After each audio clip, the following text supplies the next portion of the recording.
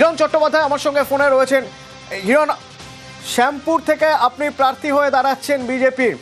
আপনি আগের বার খড়গপুর সদর থেকে জয়ী প্রার্থী, এবার নতুন জায়গা, কি বলবেন? না দেখুন, আমি কোথা থেকে দাঁড়াচ্ছি সেটা আমার কাছে গুরুত্বপূর্ণ নয়। 4 মে 2026-এ পশ্চিমবঙ্গে ভারতীয় জনতা পার্টির সরকার হবে, নরেন্দ্র মোদীজির সুশাসন প্রতিষ্ঠিত হবে। সেইটা আমাদের সবার লড়াই, সেটাই আমাদের সবার বড় চ্যালেঞ্জ। এবং পশ্চিমবঙ্গের মানুষের কাছে এটা সবচাইতে বড় চ্যালেঞ্জ, এবং সেটা আমার মনে হয় এটা শেষ চ্যালেঞ্জ পশ্চিমবঙ্গের মানুষের কাছে। তো সেই জন্য কে কোথা থেকে লড়ছে that is not important. The significance is আমাদের পদ্মফুল, সিগনিফিকেন্স আমাদের নরেন্দ্র মোদীজির সুশাসন, সিগনিফিকেন্স তাৎপর্য আমাদের পশ্চিমবঙ্গে ভারতীয় জনতা পার্টির সরকার গঠিত হবে 2026 চৌথামে। সেই দিকে আমরা সবাই তাকিয়ে আছি। পশ্চিমবঙ্গের প্রত্যেকটি মানুষ লড়াই করছে এবং এক একটি মুখ হিসাবে এক একজনকে জানাতে হয় এক একটি জায়গাতে। সেটা তো আমাদের সংবিধানের কনস্টিটিউশনের পার্ট হিসাবে আমাদের সবাইকে এক একজনকে এক একটা বিধানসভা থেকে দাঁড়াতে হবে। বাট লড়াইটা আমাদের পশ্চিমবঙ্গের পরিবর্তনের লড়াই।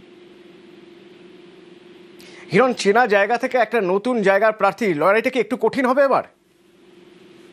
না, আমি 2021-এর আগে কখনো খড়গপুর সদর যাইনি। সেদিনকে তো হাতে 15 দিন সময় ছিল। খড়গপুর সদরে আমি 10th of March গিয়েছিলাম, আর ওখানে নির্বাচন ছিল 2nd of April। তো মাঝখানে হাতে 15 দিন সময় ছিল। এবারে তো অনেকটা বেশি সময় আছে, প্রায় 1 মাসের কাছাকাছি সময় আছে। সেটাও অচেনা জায়গা ছিল।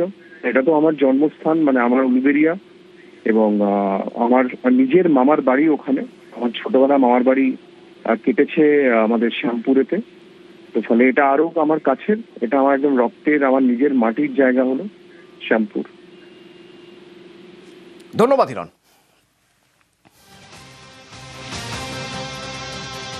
হিরণ চট্টোপাধ্যায় শ্যামপুর থেকে প্রার্থী হয়েছেন। খড়গপুর সদর থেকে আগের বার জিতে আসা হিরণ চট্টোপাধ্যায়, এবার শ্যামপুর থেকে তাকে প্রার্থী করা হচ্ছে। রিতেশ তিওয়ারি প্রার্থী কাশীপুর বেলগাছিয়া থেকে।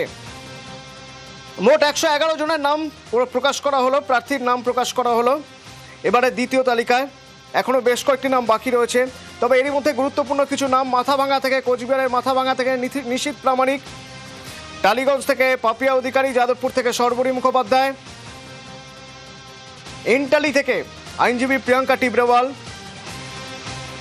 এর আগে বিধানসভা উপনির্বাচনে তিনি দাঁড়িয়েছিলেন, হেরেছিলেন। এবার তিনি আবার প্রার্থী। তাপস রায় মানিকতলা থেকে, বিজয় ওঝা জোড়াসাঁকো থেকে, অর্জুন সিং নোয়াপাড়া থেকে তাকে বিজেপি প্রার্থী করেছে। কৌস্তব বাগচিকে প্রার্থী করা হয়েছে ব্যারাকপুর থেকে, অরিজিৎ বক্সি দমদম থেকে, অরূপ চৌধুরী কামারহাটি থেকে, এবং আরও এক আইনজীবী তরুণজ্যোতি তিওয়ারি রাজারহাট গোপালপুর থেকে এবার বিধানসভায় বিজেপির প্রার্থী। রেখা পাত্র সন্দেশখালীতে বিজেপির আন্দোলনের মুখ হয়ে উঠেছিলেন যে রেখা পাত্র, গত লোকসভা ভোটে তাকে বসিরহাট থেকে দাঁড় করানো হয়েছিল, পরাজিত হয়েছিলেন তিনি। এবার হিঙ্গলগঞ্জ থেকে 2026 বিধানসভায় বিজেপির হয়ে লড়বেন রেখা পাত্র।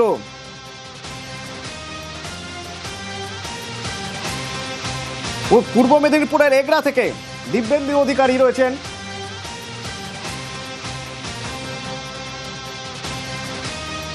বেহালা পশ্চিম থেকে ইন্দ্রনীল খান, বিধাননগর থেকে শরৎ দত্ত মুখোপাধ্যায়, এবং যে কথা আপনাদের বলছিলেন হিরণকে শ্যামপুর থেকে প্রার্থী করা হচ্ছে। মৈত্রী রয়েছে নয়াদিল্লি থেকে আমার সঙ্গে। মৈত্রী, দেখা যাচ্ছে 19 জন মহিলা প্রার্থী, এবং এই যে তালিকা, এই তালিকায় পুরনো মুখের উপরে বেশি ভরসা করা হচ্ছে, আস্থা রাখা হচ্ছে।